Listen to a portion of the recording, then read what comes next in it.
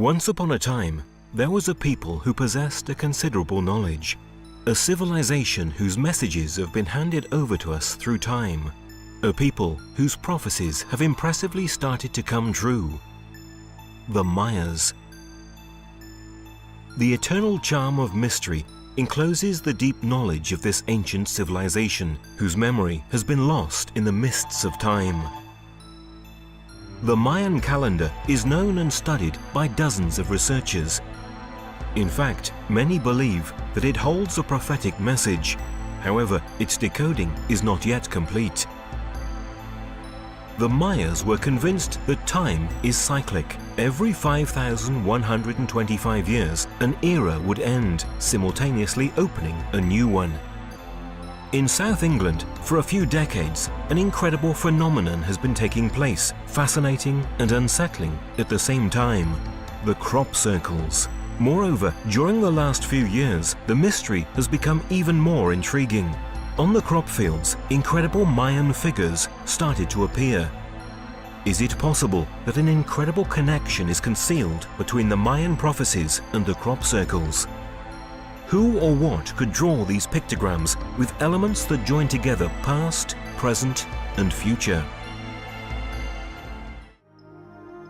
During the night of the 6th and 7th of July 2007, a researcher named Winston Keach placed a series of cameras on the hill above the East Field near Silbury Hill, an area in the south of England which has always been popular for the crop circle phenomenon.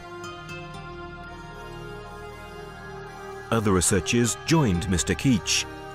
And at about 1:30 a.m. we went along to Knapp Hill.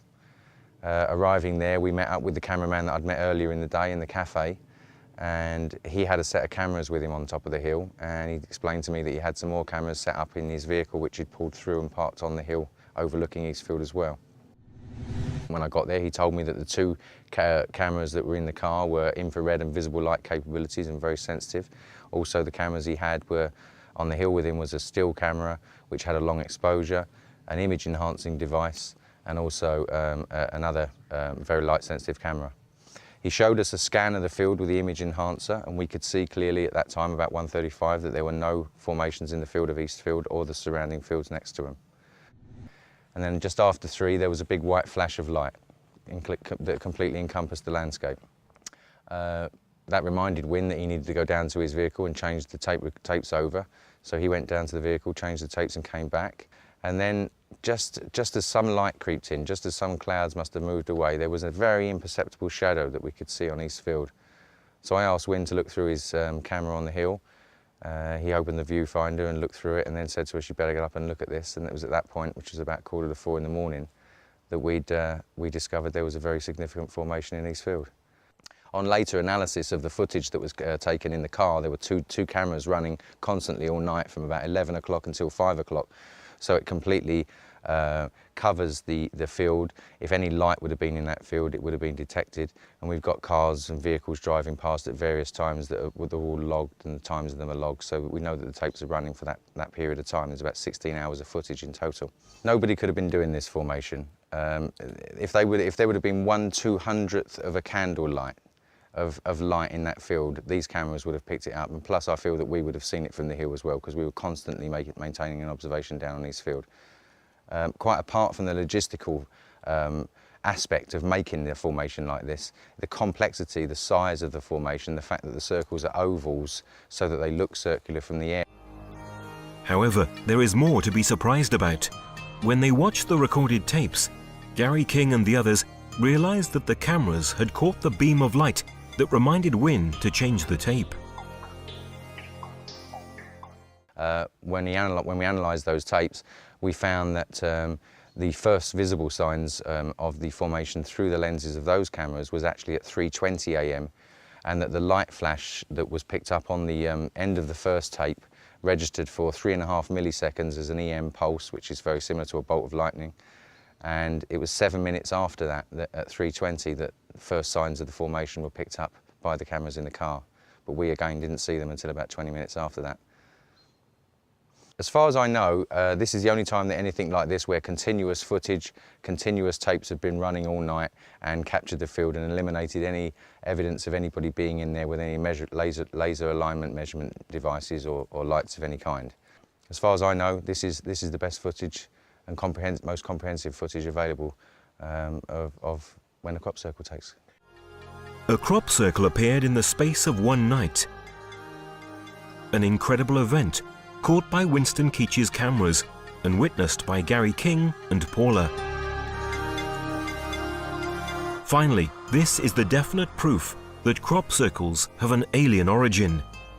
What happened in Eastfield on July the 7th, 2007 is bound to be remembered as one of the most significant events since the beginning of the phenomenon in the 70s. Too often, the most spectacular formations have appeared over one single night, maybe even in bad weather, such as the famous one of Milk Hill in 2001.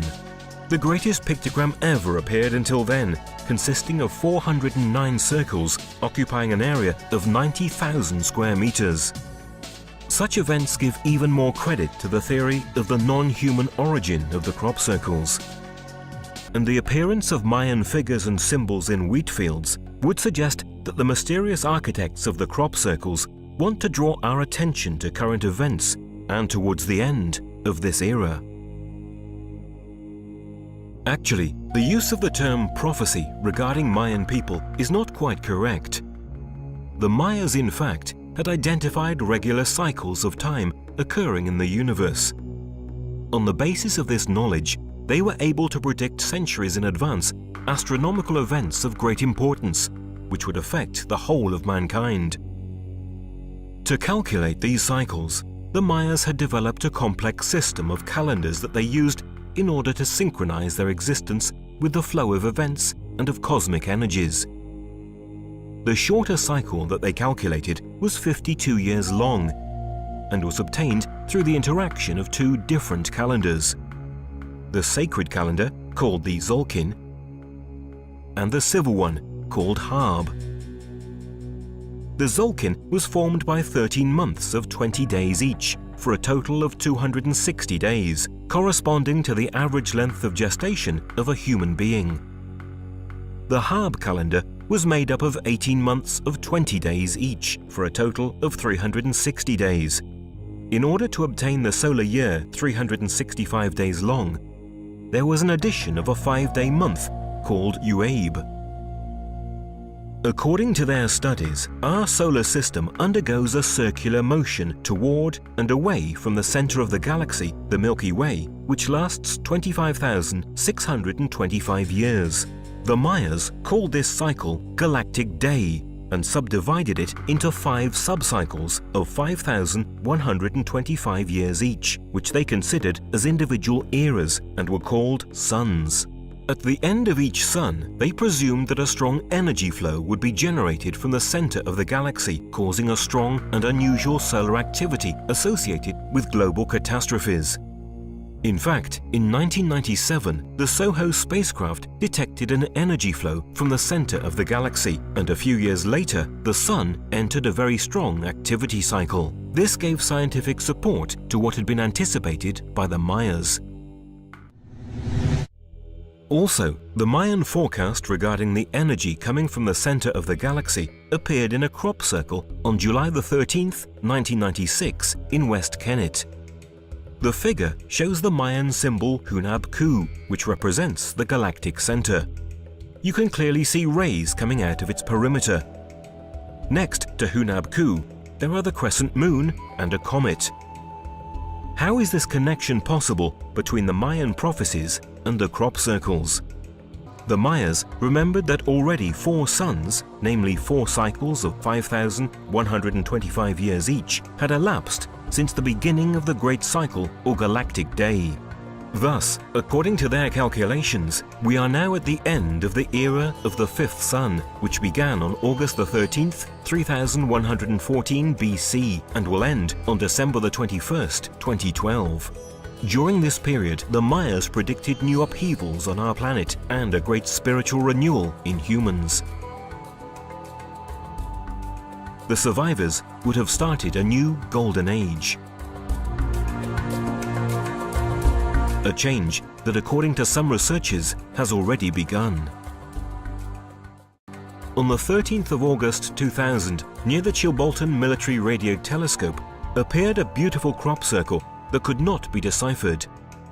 Its proximity to an installation supervised 24 hours a day makes it difficult, if not impossible, to think about a human origin. Its explanation arrived unexpectedly the year after.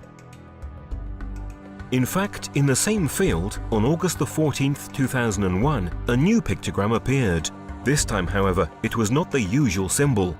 This is in fact a face with clear humanoid features, designed with the same technique used for the old black and white photos of newspapers. A set of points where the difference of width and distance between them creates the image. A technique never seen before in crop circles. By applying a graphic filter on the photo, more details become clear. Just 5 days later, on August the 19th, a few dozen meters away from the alien face, an even more shocking figure appeared.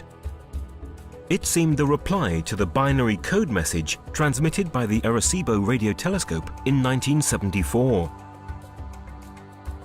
It was right in that year, in fact, that Frank Drake, scientist and director of Arecibo at the time, together with the famous astronomer Carl Sagan, tried to communicate with a group of stars identified as M13. It sent out a message of introduction of mankind to a hypothetical alien civilization, indicating data on our numerical system, on the basic atoms of terrestrial life, on the structure of human DNA, and of our solar system with the Earth's relative position. They also included data relative to the Arecibo radio telescope. According to calculations, the message should have taken 25,000 years to reach its destination, and the same again to receive a reply.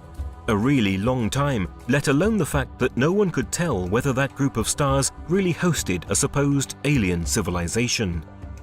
These circumstances make even more startling the appearance of the Chilbolton pictogram. Is it possible that someone received our message and replied to it much earlier than expected? We have the same numerical system with 0 and 1. Therefore, the answers are universal. The basic atoms of life are the same, but in their body there is also silicon. Then, where the chemistry of DNA is mentioned, we also notice the fact that all the components of our DNA are clearly identical to theirs. This shows that we come from the same universal principle. When they mention their genome, they tell us that they have 1,048,000 sequences more than us. This means that they are much more evolved than us, which is normal. Since they have been able to achieve such a development, to prepare a similar message, they ought to have a greater evolution. Then they provide other details, telling us that they live in 2 planets and 4 moons, namely in 6 different worlds. And finally, they refer to the instrument used to send out this message. Surprisingly, we found that the figure representing this device appeared 1 year before in the same place. Thus, they notified that in the same place they would have given a new message. The way in which these beings speak to us needs to be carefully interpreted.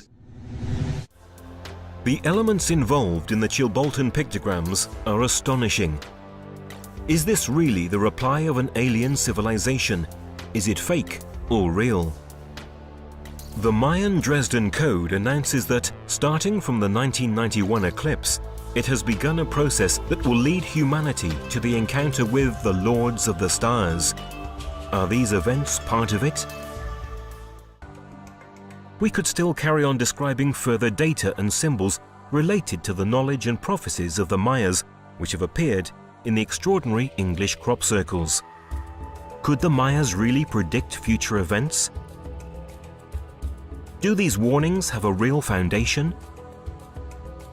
Now, even scientists confirm that the Earth is a living entity, a complex organism.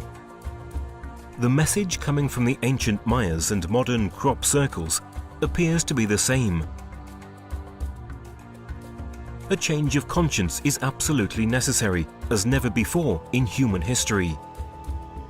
A message of warning and hope coming from a past whose importance is hardly being recognized.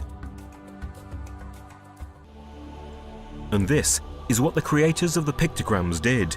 Whether human or alien, they amplified the message coming from the cultures of the past, such as the Mayas, through a fascinating symbolism beautifully engraved on the wheat fields of England.